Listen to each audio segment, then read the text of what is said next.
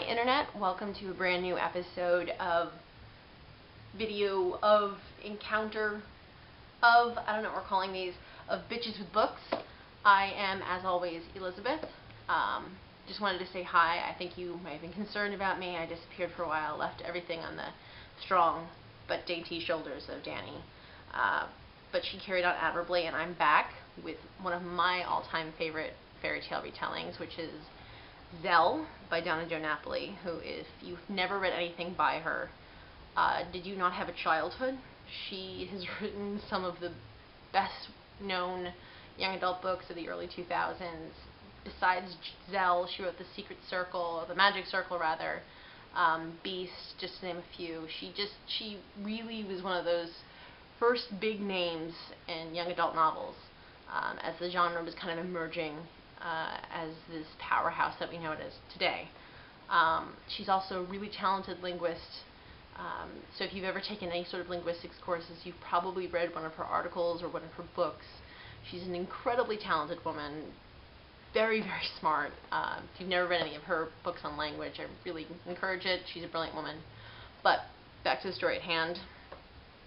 It's a retelling of Rapunzel, which has always been a fairy tale that bothered me because there didn't seem to be any moral or point to the story other than women have no agency. They can either be wicked, as in the witch, or they can be blank, vacant vessels for things to happen to them. As in Rapunzel, who is ostensibly our heroine and a beacon of goodness. But there's really nothing to her. And then you have the prince who rescues her, who actually does a shitty job of rescuing her. He does not rescue her. He just kind of fucks shit up for her real bad. Then he goes blind, and then after wandering around a bit, like, miraculously finds her and the two kids he knocked her up with. And then everything was great. That seems to be the story. It never made sense to me. There was no point in it other than bitches are either really evil or they're vacant vessels. You want the vacant vessel because you can at least get some good kids out of her. That seemed to be the point to me. And I never really connected with that until I picked up Zell at a book fair when I was about 12. And this was kind of revolutionary for me because it was the first retelling of a myth or a fairy tale that I'd ever really encountered, and it changed the way I looked at fairy tales. In my mind, it was obviously, in retrospect now, really influenced by Angela Carter's work with The Bloody Chamber, which I'm going to be talking about at another point. But it's really kind of a feminist modern take on the story of Rapunzel. Feminist in that these characters are given agency.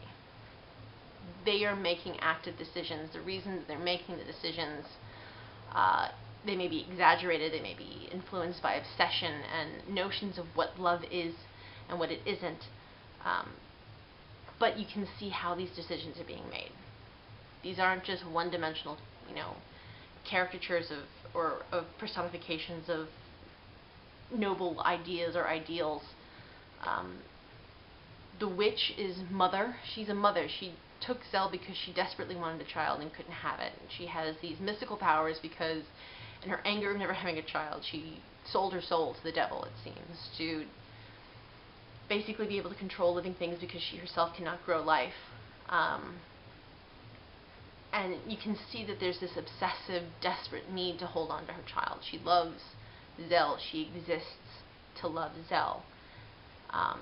And without her, she kind of dissolves into this desperate distortion of what love is.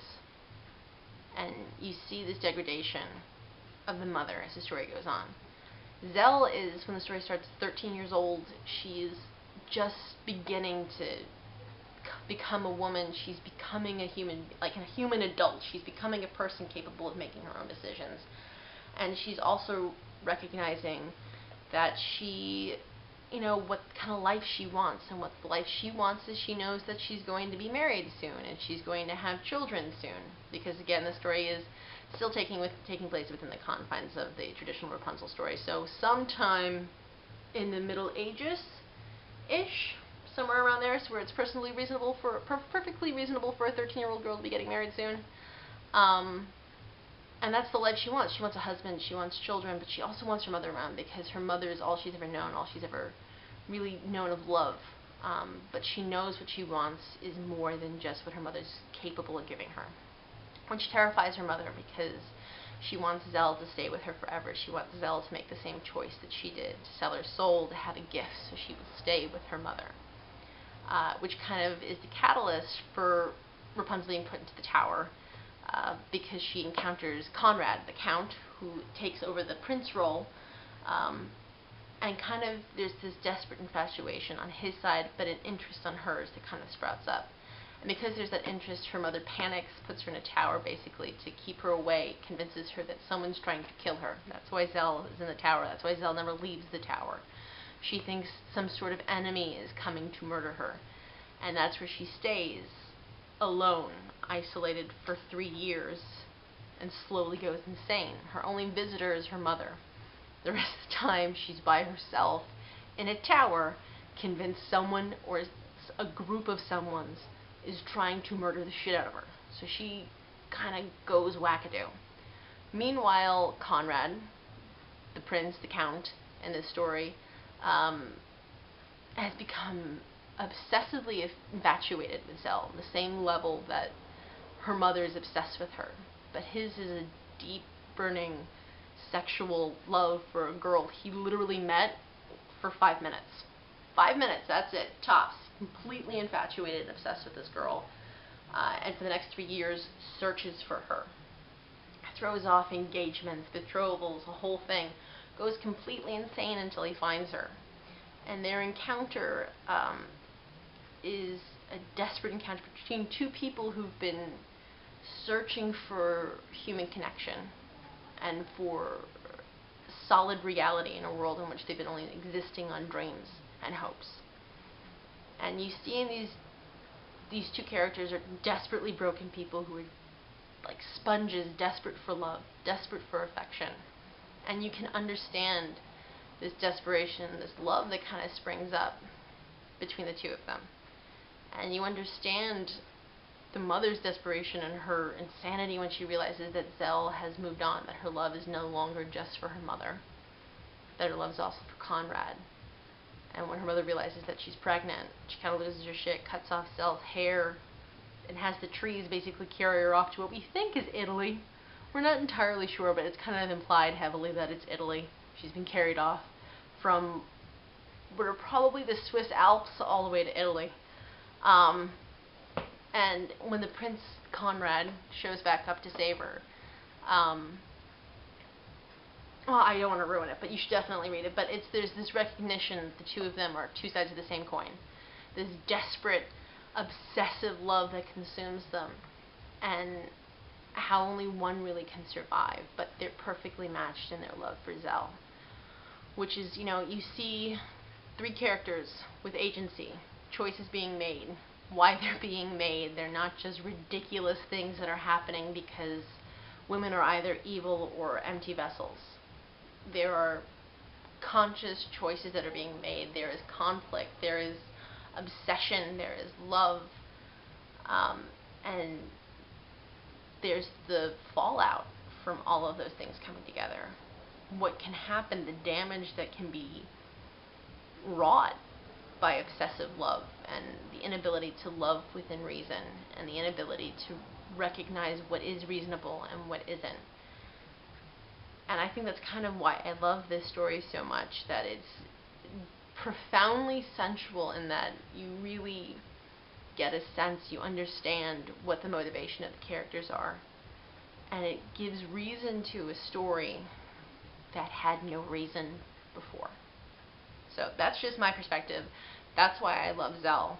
That's why I always love Zell, which is why at 25 I still have it on my bookshelf, right next to my Harry Potter, because I'm a grown-up. So that's what I have for you this week.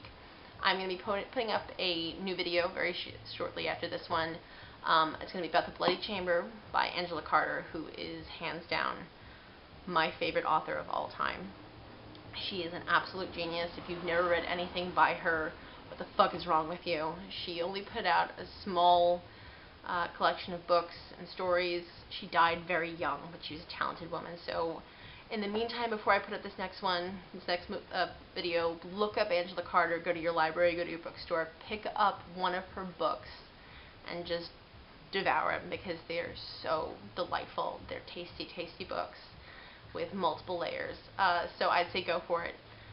Anything by Donna Napoli as well. She's a brilliant woman. She addresses young adult novels in a really wonderful way, an adult way. She doesn't condescend, which is what you find in a lot of young adult novels. It's not really simplistic. You really get an understanding of why characters are acting the way they are. So 2 authors for you to try out in the next week or so: Donna Napoli, author of Zell, and Angela Carter.